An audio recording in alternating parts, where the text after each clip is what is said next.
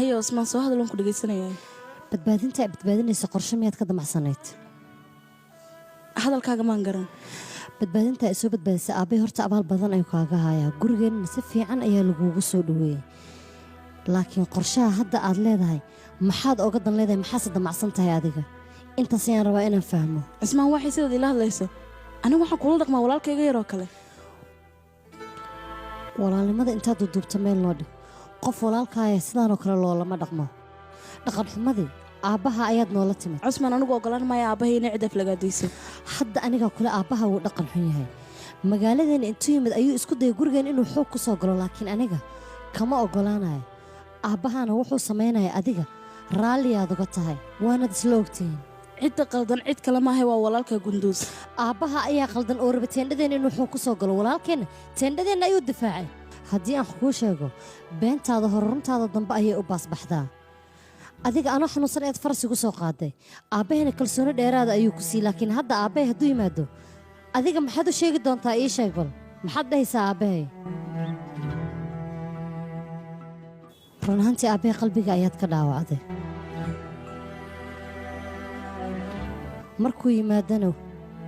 wejigaaga dhabtay kuu qarsoon ayuu arki doonaa Osmaan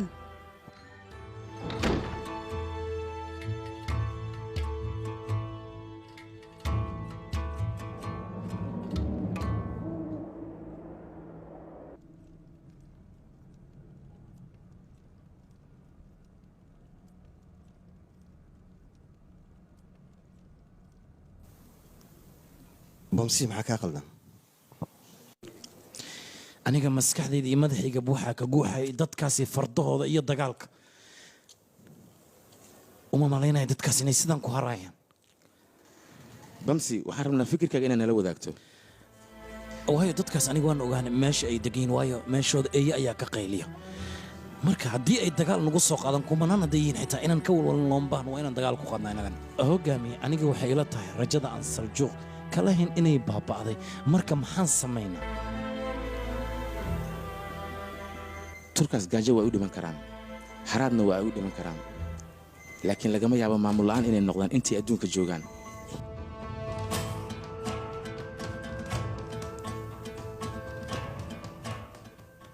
bamsi wakhtiga hadda la taagan yahay waa wakhtiga adduunkan cadaalad iyo nidaam aan ku maamuli lahayn go'aankeennana wax kale maahan magaalada aan deggannahay ee zuguud waa inaan maamul noo gaara kaga dhawaaqnaa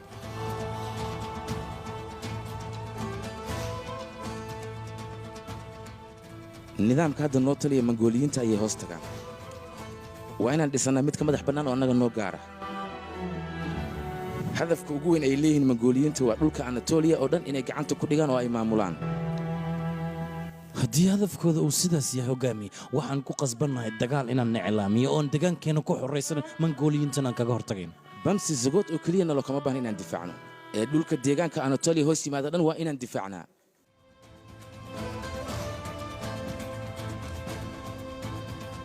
ugu horrayn waa inaynan ogaanay inaanay raggii dhulkan difaaci lahaa anatoliya lagu magacaabo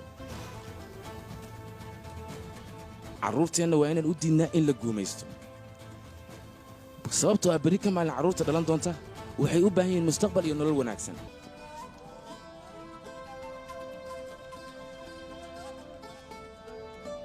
qabiil kastoon diyaar u ahayn dagaalkan inuu dhinaciisa ka galo waxaan u sheegaynaa hadda kadib inuusan deegaanka nala deganaan doonin إن شاء الله تعالى وقولي سننا إن شاء الله تعالى إن شاء الله قولوا كلير هذين منا وحين لو جبها هي إن أنا قلنا ضد إسكحرا وموقف كودن ومدي هاي دول كان دقنا هاي اللي جم جعب أناتوليا قبائل هذا كنا ولو نوع إني أنا جهوستني ماذا أو أي ولي بمامل كان عضيعان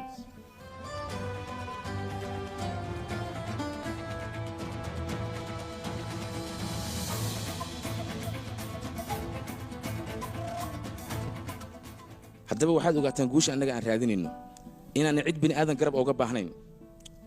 ee innaga ay tahay inaan samaysanno guushaas hogaamiye annaga maamulkeennu waxaan rabaa inuu ka bilowdo dhulka lagu magacaabo bolites ilaa uu isku teedo buuraha olotay kadibna oo isku xirta webiga loo yaqaano Targis insha Allah إن شاء الله تعالى بمسي مامل كان رمنا إن دبدأ أن أتاجنا وحان ربا دتك مامل كان سدجال كيسي أباب الكيسة يعلن كيسة بس سمين دون إن النقدان قبيل كله يقانو كايا سواء قبيل كان كسو جينو إن شاء الله ولا إن شاء الله إن شاء الله جميل